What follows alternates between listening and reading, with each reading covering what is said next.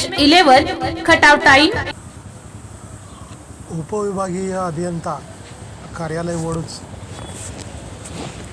येथील ऑफिस समोर असणारा बोर्ड,